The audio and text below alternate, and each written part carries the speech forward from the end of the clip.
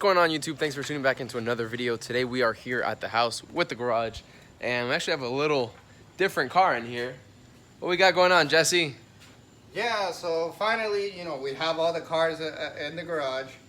This is my 2002 IS300, original factory manual car, but there's a twist about this one. Doesn't have a 2J in it, has a 1JZ VVTi with a 2JZ harness and ECU, and the car runs like stock. I don't know, guys. 2J stuff, 1J stuff, that's beautiful things.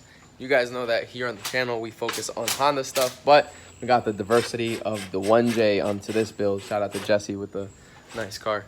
So we are here in the garage though. We're working on a couple different things for the Integra. Y'all saw that little teaser at the beginning of the video. If you guys are up to date on my Instagram or Facebook page, you already saw the bunch of posts that we put out on this. This thing looks, gosh, this looks amazing. I gotta say, La Fea isn't too fea anymore.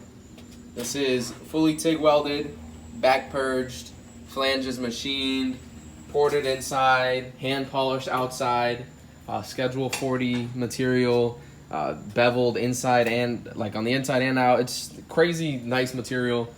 This thing looks just gorgeous. And the one twist that I haven't really said too publicly on Instagram, but you guys are gonna hear it right now, this isn't your typical forward-facing manifold.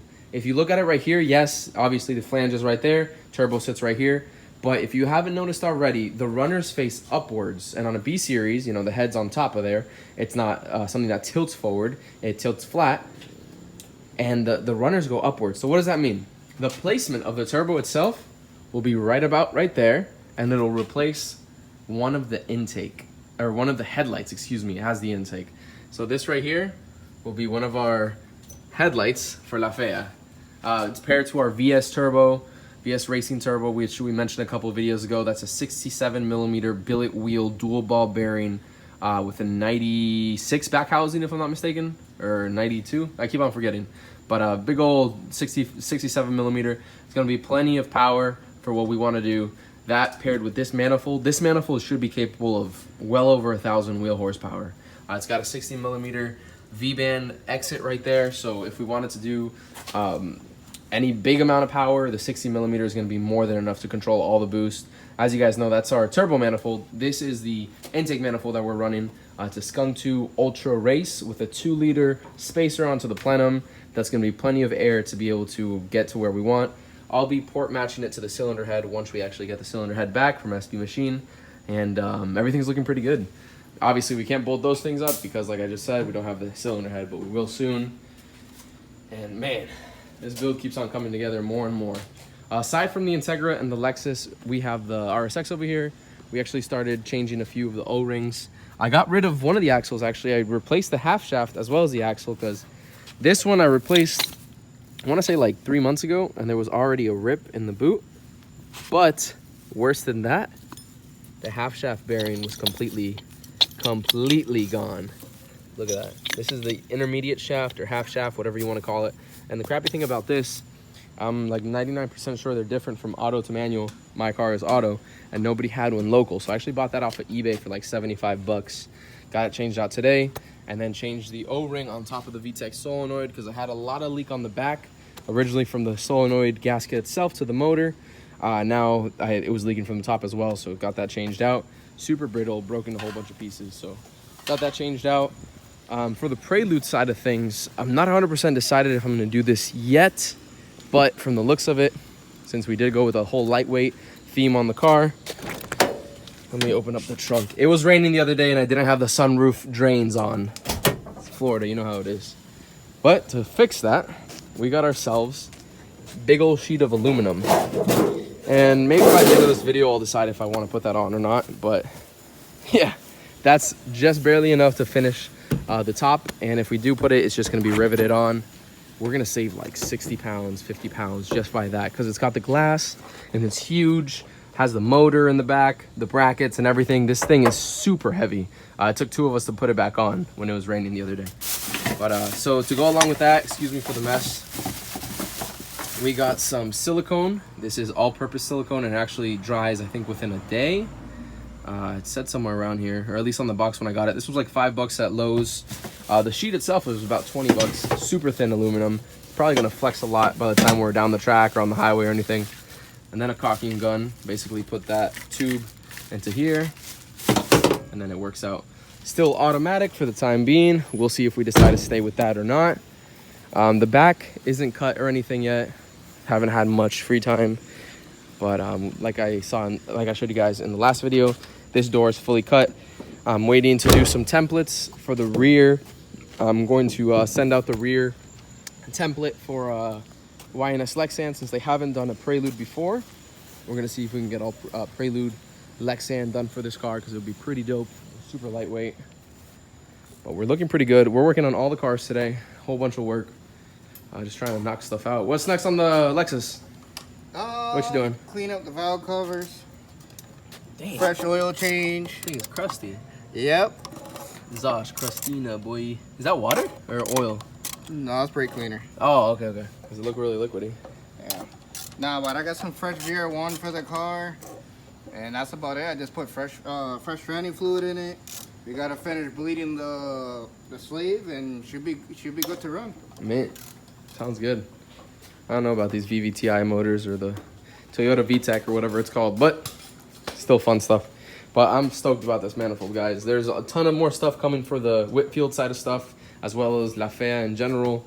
But she's really coming together, guys. Once the cylinder head is here, we can bolt that on. I'll get a throttle body, head gasket, obviously.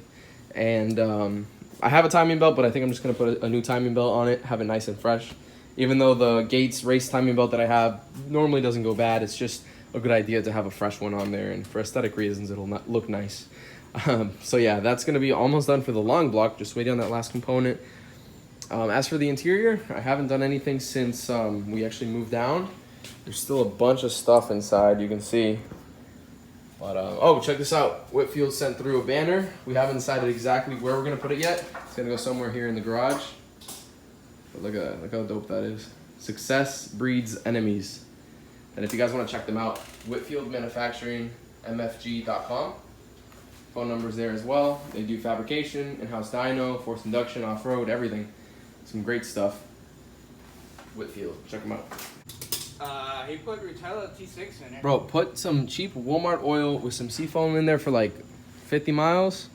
Drain it, and then put the VR1. Don't beat on it or anything. But just to get all that gunk out. It'll clean it right up, bro. We've done it. The Prelude was running like trash the other day, guys. Turns out the gas was just bad. We changed the gas.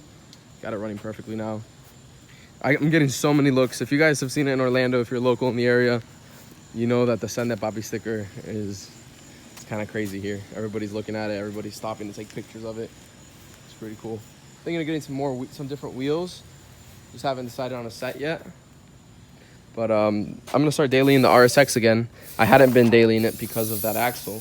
This thing was like death vibration, like a death wobble with this. Obviously, there's no bearing on the half shaft. But I'll start dailying it again, and I might actually put it up for trade. Kind of want to get a truck or something. Although this is super nice, car stance is like perfect. But I don't know. I kind of want a truck again.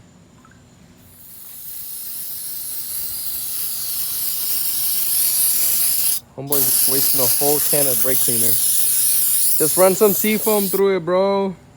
Yeah. We'll get some seafoam later.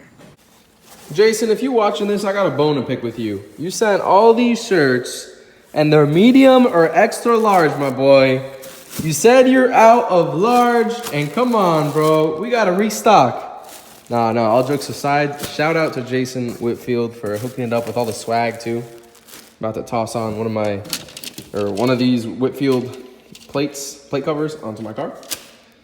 And yeah, boy, look at the stickers. We're gonna sticker it up. A whole bunch of business cards too. I love that with the Manifold, he actually included a gasket, and I took the bolts out already. But I'm gonna put 2 of them if I'm not mistaken. Yeah, here's the other 2. It comes with 5 altogether. The 4 for the turbo to the Manifold, and then a spare. So that's really cool in case you lose one. Pretty cool too. Whitfield Company, thank you so much for your purchase and investing in our company. We are grateful for your support and wouldn't be here without customers like you. You could have chosen any other businesses, but we appreciate you have stuck with us. Thank you again. Have a great day. Yeah, we could have chose other businesses, but Whitfield is #1 in everything it does. Cages, manufacturing, like their subframes are awesome too. Their manifolds are beautiful. And you got to see like some of the stuff he has. A lot of people don't know that Whitfield actually makes manifolds. Like it's no secret that Whitfield has some crazy cages, because the cage that's in the Integra is actually a Jegs, I think either Jegs or Summit, like some generic cage that happened to be for an Integra. And yeah, it worked. We got it welded in and whatnot, but Whitfield specializes in not only Honda cages, I think they also make neon cages, if I'm not mistaken. Check their website, they have a bunch of applications. Wings, they also make wings. But what I love about their cages is that they actually like have molded ones for interior. Their parachute mounts tie into their cages super beautifully. It's super symmetrical, and it's just like top of the notch for not only cages, but like their subframes for EFs. I think they're the only ones that do subframes on EFs, or the only ones that actually work well. And there's just so much great stuff that they have. And it's a shame that these companies, like it's him and his son, if I'm not mistaken, these like smaller companies don't get as much recognition as they should. And they're, you know, they do amazing work. So please go show them some love. Please go show them some support. I'm gonna rock one of these koozies with a beer I'm gonna drink right now. With a spoon? Normally I get it right off the first time. You gotta see our Instagram battles, bro. We be tagging each other, me, him, and a couple other people, with a whole bunch of different types of foods and drinks. There are some good foods on there. Me, this guy Josh, Crayston, I believe is his last name. I always forget how to pronounce it. Then Game Over All-Wheel Drive. Port Doctor gets tagged on there too. Whitfield, obviously. There's like 2 or 3 more people that get tagged occasionally. But there's some great food competitions. Like if I'm not hungry, I go on there and I look at it and on the stories. And there's some good food. And if I am hungry, then I get hungry again. But thank you, Whitfield, for all the swag and all the little stuff. I never use koozies, but we got koozies now, bro. Thanks to Whitfield. Oh yeah. Yo. But yeah, we're still working on the 2J or 1J. 1J. Sorry. This didn't come in a Supra though. What did these come out of? These specific 1J VVTIs was from like a JZX100 Chaser.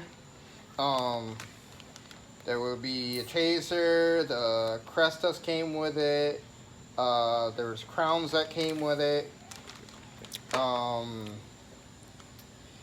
then later or now we're looking like a Velosa, like Toyota Velosa JZX110s, which is like early 2000s, brought the VVTi motors too, with the drive-by-wire, which it's a pain to work with, but I have no issues with it running the 2JZ ECU.